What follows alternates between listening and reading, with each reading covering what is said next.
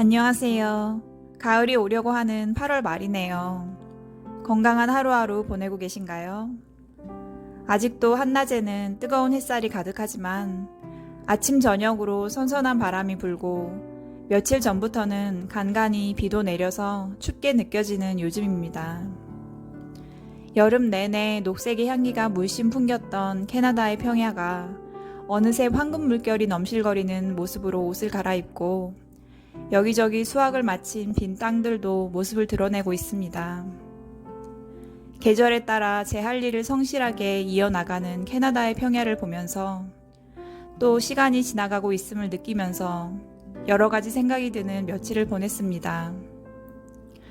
벌써부터 가을을 타는 건지 우울감과 무기력감이 조금씩 고개를 내밀며 인사를 하길래 제 나름대로 열심히 버텨내는 하루하루를 보내고 있습니다.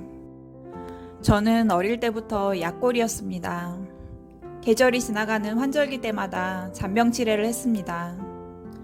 초등학교 때는 약한 체력 때문에 울면서 학교 숙제를 했던 기억도 있습니다. 제 고등학교 시절 별명은 가지가지 거리입니다.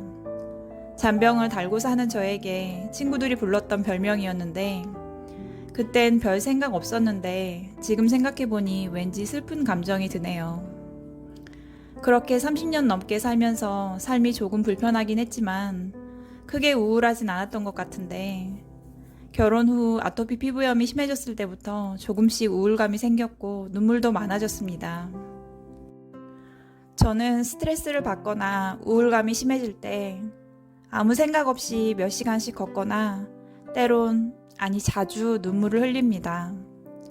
남편과 함께 보내는 시간이 많아서 제 스스로 감정 관리를 할 수 있을 때는 남편 앞에서는 조금만 울고 남편이 없는 시간에 소리내어 아기처럼 엉엉 울 때도 많이 있습니다.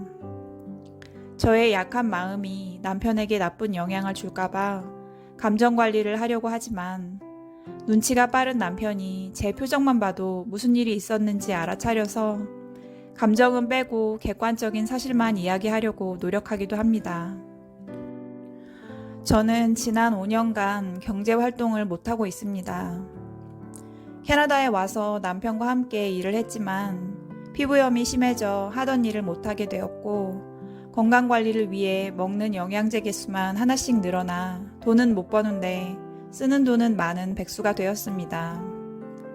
가게에서 일을 할 때 가게 뒤쪽에 부엌이 있어서 아침마다 피자와 빵을 구웠었는데요. 저는 음식 냄새를 계속 맡으면 피부가 심하게 가렵고 빨갛게 부어 올랐었습니다. 환기를 열심히 해주었는데도 가려움증이 조금 가라앉다가 문을 닫으면 다시 가렵고 했던 기억이 있습니다. 캐나다 내 학력과 경력이 없는 제가 처음으로 시도했던 일인데 피부염 때문에 그만둘 수밖에 없었고 앞으로 무슨 일을 해야 하는지 시도하더라도 잘 버틸 수 있을지에 대한 염려와 두려움들이 생겼습니다. 사실 저는 부유하게 살고 싶은 꿈은 없습니다. 빚지지 않고 건강하게 살면 괜찮다고 생각하는 사람입니다. 무력도 별로 없어서 결혼할 때 인생 처음으로 면세점에서 28만 원짜리 가방 하나 사봤는데 역시나 저에겐 잘 맞지 않아서 몇 년 뒤에 중고로 팔았습니다. 그리고 결혼 초기엔 시부모님께서 사시는 집에 몸만 들어가서 함께 살았고 분가 후에도 시부모님께서 쓰던 장롱과 침대를 받았고 시이모님이 쓰시던 냉장고와 세탁기를 받아서 썼습니다. 깨끗하고 사용하기 불편하지 않아서 감사한 마음으로 잘 사용했던 기억이 있습니다. 그리고 그릇들은 친정엄마가 선물 받았던 제품들을 주셔서 제 돈 내고 산 건 압력밥솥 하나였던 것 같습니다. 그리고 피부염이 심해지기 전에도 미용실에는 1년에 한 번 정도만 가서 5만 원 이하로 머리 관리를 했었고요. 옷도 꼭 필요한 것 이외에는 잘 사지 않고 취미로 옷을 사서 쟁여두는 사촌 언니한테 주기적으로 얻어서 입었습니다. 그나마도 저에게 필요하지 않은 옷은 주변 분들에게 나누어 주었습니다. 제 남편은 저보다 더 절약하며 살았던 것 같습니다. 남편을 두 번째 만나던 날 아주 맛있는 음식점을 소개해 주겠다며 데리고 간 것이 순두부집이었습니다. 사실 저는 결혼 전에는 순두부를 안 먹었어서 입맛에 안 맞는 순두부를 겨우 먹었습니다. 세 번째 데이트하던 날, 제가 정확히 1인당 11,000원짜리 일식집에 데리고 갔는데 비싼데 음식은 조금 나와서 배가 안 찬다고 처음으로 화를 내더라고요. 지금 생각해보면 웃음이 나는 이야기지만 그땐 사실 조금 심각하게 당황했습니다. 몇십만 원짜리 레스토랑에 간 것도 아니고 11,000원짜리 음식점에 갔다는 이유로 세 번 만난 남자에게 된장녀가 되었으니까요. 남편은 지금도 조금씩 나오는데 비싼 음식을 싫어합니다. 한국에 있을 때도 제가 일을 못하는 상황이었지만 남편 월급만으로 크게 넉넉하진 않아도 매달 마이너스가 나진 않았던 것 같은데 캐나다에 와서 제가 일을 못하니 매달 마이너스가 나는 상황이 되고 있습니다. 이런 상황이 되다 보니 이 작은 동네에서 제가 무슨 일을 할 수 있을지 고민하게 되고 고민을 하다 보면 불안하고 염려되는 마음이 찾아와 기분이 다운되고 우울감도 생기는 것 같습니다. 무슨 일이든 다시 시작한다 해도 체력이 버텨줘서 오래 일할 수 있어야 할 텐데 하는 걱정도 생깁니다. 캐나다에 오고 나서 만난 분들 중에 아이가 너무 어려 전담으로 아이를 돌보는 분들을 제외하고 저처럼 집에만 있는 분들은 아직 만나지 못했습니다. 대부분 부부가 함께 일을 하며 살아가는 것 같습니다. 저도 어떻게든 제가 할 수 있는 일을 찾아야겠죠.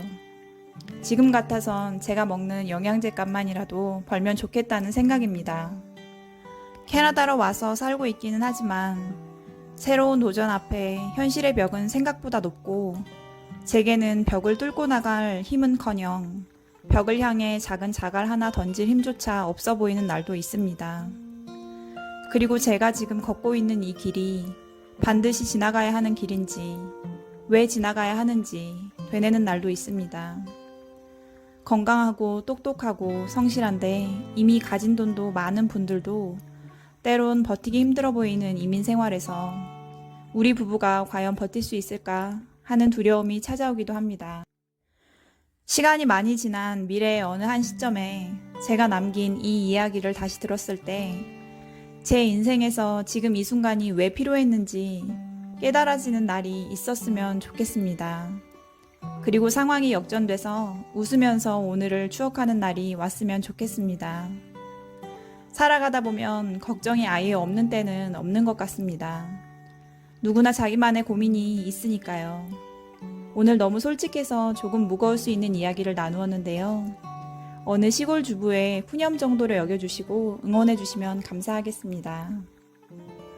얼마 전에 남편과 함께 집 뒤쪽으로 드라이브를 갔는데 사슴 4마리를 만났습니다. 사슴은 자주 만나지만 순식간에 없어져서 영상에 남기기는 어려운데요. 이번에는 운이 좋게도 멀리서나마 영상에 담을 수 있었습니다.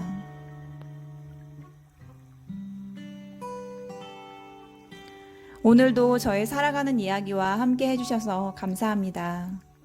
구독과 좋아요도 부탁드립니다. 감사합니다.